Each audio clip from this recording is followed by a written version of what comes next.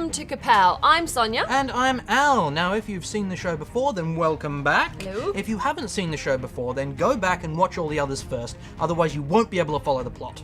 No, there is no plot, Al. We're a review show. All that these guys need to know is that you're Al, I'm Sonya, Ray's here somewhere. We're at King's Comics and we look at comics, cartoons and collectibles. Well, you know what? I'm going to have a word with Ray. We're going to start working some plot into this show. Possibly something with an evil twin or a monkey. Okay, well, good luck with that and finding him. In the meantime, could we please get on with our reviews of Powers Bureau and Dancer? Yes, we can. Okay, good. Also, we went to a premiere of Dark Knight Returns Part 2.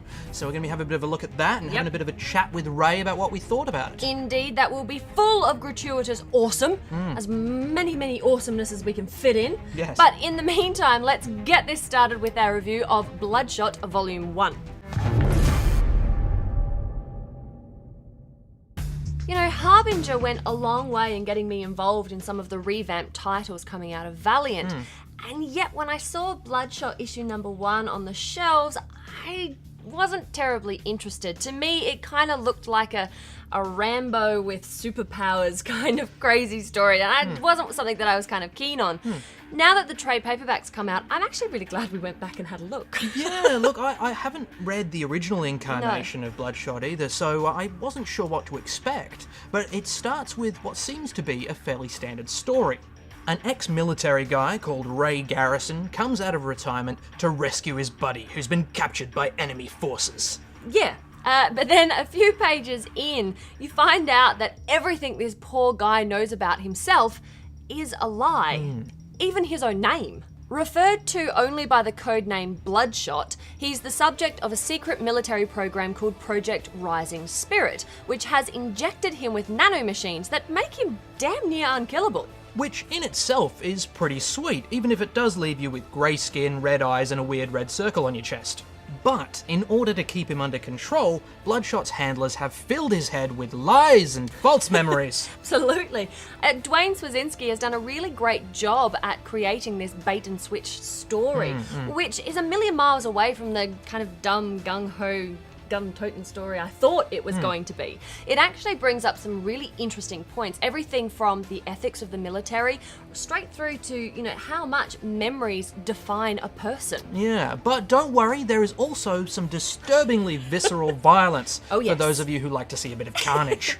The nanomachines in Bloodshot's body will repair almost any injury, so there's plenty of times when he takes obscene amounts of physical damage, as well as dishing out plenty to other people in return. Yeah, I found it quite interesting that he jokingly throws out this threat about ripping somebody's arm off and beating them to death with it, and then actually rips somebody's arm off. Doesn't beat them to death with it, but No, he still, comes short of that. I hadn't it's actually pretty gruesome. thought of that connection. That's actually quite funny. And between Manuel Garcia and Arturo Lozzi, the injuries all look fantastic, just beautifully over the top. There's a real sense of joyous mayhem to the artwork in this trade that I really enjoyed. All up, I thought this was a really nice surprise of a story, considering I was, very dismissive of it when I first saw it. And I'm really looking forward to reading a bit more about Bloodshot and as he kind of finds out those answers about who he is. Yeah. Who is this guy? I'm giving this one a rather surprising buy. Yeah, look, I think I was pretty much hooked as soon as that first twist kicked out. Totally. And it doesn't take a breath after that, does it? It just hammers straight along, and it's just fun, explosive fun. So yeah, I'm giving it a buy as well. Cool.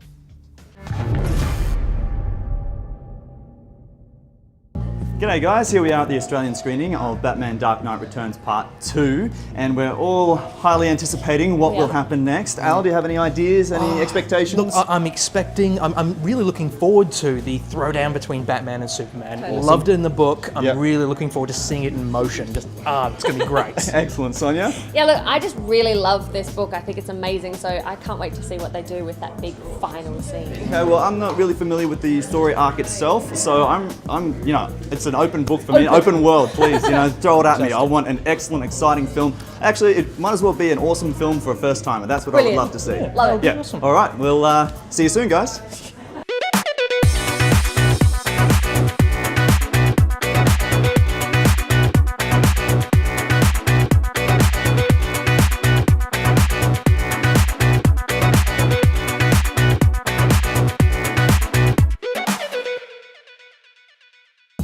right, so we just finished watching the film. Oh my goodness.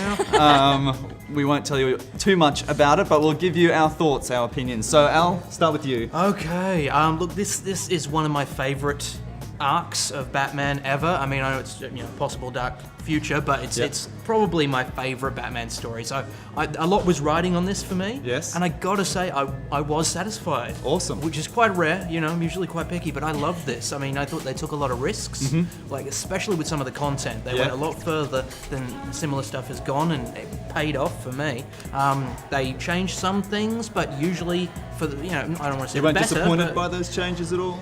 I still feel we lost a couple of my favourite lines because of the lack of internal monologue. But I get why they did that, and it was they managed to tuck them in somewhere else in a few places. So that was my minor niggle, and most of the changes I really enjoyed. So look, it was a really enjoyable one for me. I think they stepped it up from the first one. Loved it. Totally. Awesome. Sonya? Yeah, look, I really loved it as well. For me, I mean, I am a massive Joker fan as well as Batman, but I like seeing the Joker progress, and I think in this one we had a much darker, much more violent and unpredictable Joker, which we don't usually get in our animated Jokers. He's a lot more. He's kind of funny and silly, and hey, I'm the Joker. No, this guy is wrong, and I thought that was fantastic. Still. Oh, and it's just brilliant, and just that. Not spoiling, but that scene, shivers. It was so good. But again, I mean, the big thing in this one is the big throwdown, and I think that they handled it so well. I was so impressed with that. It was pretty awesome. I was really impressed with the film. I think it has a lot to offer for first-timers and fans, obviously. Totally. It's excellently animated. The action scenes, it doesn't really let off the throttle, actually. Never. The whole way through, which You're is just quite constantly nice. going. And it doesn't feel like I've sort of seen this story before either. There's a couple of little bits and pieces that are thrown in there that keeping you on your toes as well. What did you guys think of the voiceovers and the characterization of these characters? I quite liked it myself. I thought Weller did a great job as Batman, and they had Conan O'Brien sort of in there as David Endocrine, so that was interesting as well. And I thought the voice work actually held up really well. There weren't any weak points that I felt. No, I agree. I think everybody did a stellar job of all the characters, like the gravitas of Superman and Batman, and the insanity of the Joker, and even like Robin's kind of, oh my god, what is going on? What did I get myself into? It's all in there in the voice. It's so emotive and so well blended together. It's a great cast. Yeah, and I like that sort of relationship as well between Carrie and Batman. Totally. I thought it could have been overdone and stretched and playing the fiddle too much, but it was just nicely thrown Kept in it here or just there. nice. The relationship was put into elements of the greater story, which I thought was really good. It's really cool. All right, well, Tender. that's our thoughts, guys, and now it's over to you. See what you thought of the film. Okay, so you've just seen the film. What did you think? It's unreal, man. Like, after reading the graphic novel, it's like 6 months ago. The film really lives up to it. The fight between Superman and Batman is just absolutely what you want to see. It's exactly what you wanted. It was such an awesome movie. I can't believe just the things that happen. You're just like, oh man. Really good. Yeah, really amazing. My favourite Batman film out of all of them that I've seen. I thought it was great. They really kept close to the storyline. I think it was really good just to show the relationship between the Batman and the Joker. I think it had everything, the kind of Batman movie you want. Joker, Superman, just really awesome, I reckon. Good old Bats put on a good show for all of us, didn't he? Yeah, he did. Do you think it carried on from part one well? Carried on terrifically. Like, Batman refound himself and he had to fight the ultimate foe. I think it did because I know at the end they bring the Joker in right at the end, whereas in the novels they bring him in like halfway through the first two. So like I kind of liked it. It's like that TV ending of like, oh shit, I can't wait for next season. Sorry. I think they went a bit more darker than the first part. There's a lot more violence. It's arguably one of the most ambitious films from DC and Warner. Do you think that it lived up to that? It lived up to it tremendously with the Joker's enormous killing spree, 200 people in one night. I reckon they did. But I'm not as hardcore as most Batman fans, but I'm impressed with it. It's probably one of the better ones they've done. They've done heaps of good ones, but it'd be up in top 5, I reckon. They amped it up. The part one was great, and then they just pushed it they really did a great job, and I really hope they do Strikes Back. Really dived right into the old heart of Gotham City, the heart of Batman, everything in it. It was just everything I expected and everything I wanted to see in the movie.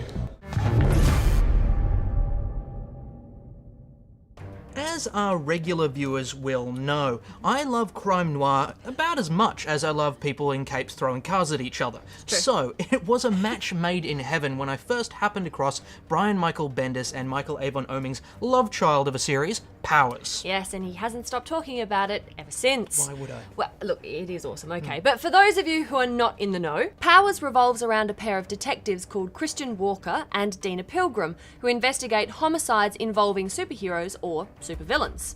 So yeah, I can't think of many things cooler than that. Doubt you can either. But the reason that we're looking at this now is that Bendis and Oeming have revamped their series under the new title of Powers Bureau, when Walker and Pilgrim have been drafted into the FBI after a massive disaster. Yeah, now one of the things that I really loved about this issue number 1 is that it focuses a lot on Dina Pilgrim. She is a fantastic character, more foul-mouthed than an episode of The Wire, and more violent than a sack full of rabid monkeys. That about sums her up. Blonde crew cut. Now, her first mission with the FBI is to hunt down a group that is trafficking in superpower sperm. So yeah, let's be honest here. Yep. This is not a series for our younger viewers. No, definitely okay? adults only, this one. Yeah, there's some pretty graphic violence. There's a fair amount of swearing, and historically there's a fair bit of nudity as well. Yes, there is. Oeming likes to draw certain parts of the female body very well, actually. Yeah, he's great at it. The other thing that we need to kind of point out is whether this is a good jumping off point into the world of Powers. Well, I don't need that's that important. Yes, it is. Yeah, okay, it's not a good entry point. No, it's not. If you were to pick up Powers Bureau without any prior knowledge, you would end up being a little bit confused as to what's going on. Well, yes, but also you would read it and then go, well, I've got to go back and read all of the previous ones, so I call that a win. Well, yeah, okay. Look, don't get me wrong, this is still a buy from me. I'm not as biased as this one is. That'd be hard to be. It would be, but I have read all the previous Powers and I really enjoy the series. It was beginning to get a little samey for me, so this new issue, calm down, this new issue for me has really invigorated my love of Walker and Pilgrim. Fair enough. Look, I know what you're saying there with the same, but personally I loved it the whole way through. Of course you did. I never lost my love for it. So look, this isn't a jumping off point. No. You're going to want to go back, but this has brought, as you say, new life to one of my favourite series and has really kicked it off for me again. I'm loving it. It's obviously a buy from me. Most people at some point in their life will run into their own doppelganger, someone who looks a lot like you. But what happens if you come face to face with a person who looks exactly like you? That would be creepy. And they're 20 years younger. Well, that's creepier. And they're pointing a sniper rifle at your head. Well, that goes beyond creepy into just plain nuts. Yeah. But that is the setup for Nathan Edmondson's gripping spy thriller Dancer. Yeah, now, apart from what we just said, the setup for Dancer is quite straightforward and familiar. Alan Fisher is a retired hitman who used to work for a shadowy government agency, and now a young upstart sniper has decided to take him out and prove that he's the best. As far as that goes, well, we've all seen that before. Yeah, but, and it's an important but, the fact that he's being hunted by his own younger self casts this in an original and incredibly engaging way. The dancer of this title is Alan's girlfriend Quinn, a ballerina who is only days away from her final performance before she too retires. But all of a sudden, bullets are flying and she has to accept the fact that her boyfriend used to assassinate people for the government. Yeah, I think Quinn adds a nice human element to this story and also holds up a mirror to this horrible violence that Alan's actually become quite used to. But she doesn't fall into that cliche of the damsel in distress, thankfully. No, and I think that violence is handled really well by Nick Klein's artwork. When someone gets killed by a sniper rifle, it is always shown at the point of impact, rather than from the shooter's perspective, which again shows that real ugliness of it. There are some really amazing panels in here that will really stick in your mind and some beautiful perspectives. I love what Nick Klein has done with the artwork here. It's dark and it's gritty and it's kind of pared back. And it reminds me a lot of other artists like Eduardo Risso or Francesco Francavilla as well. Yeah, no, I can see what you mean. Yeah, it's beautiful art. Yeah, it is. Now, in terms of the plot, we're not going to go into it too much. We don't want to spoil anything for you. But trust us, it is an enthralling little spy thriller that will just have you wanting to go straight through to the end in one sitting, which is why I'm so glad the trade came out. I Reading know. this one at a time would have driven me nuts. Oh, yeah. So look, this is definitely one you're going to want to go right the way through. It's a fantastic closed story that's done in 5 issues, and you're just going to be waiting for the movie to come out because it's just almost designed for that, isn't it? Totally, This yeah. is definitely a buy from me. Yeah, and from me as well. Look, I've been wanting to get my hands on this since I read Edmondson's other spy thriller, Who is Jake Ellis? Brilliant, yeah. And if you haven't read that, go find it, read it, and then read this. Yeah. Look, I really enjoyed this. This is a book that will keep you enthralled until you finish it, and then you have to do it again. So most definitely, it is a buy from me. Okay, guys, we have come to the end of another big episode of Kapow, but we have a fantastic competition to announce. Okay, guys, so this... Sonya, did you see him?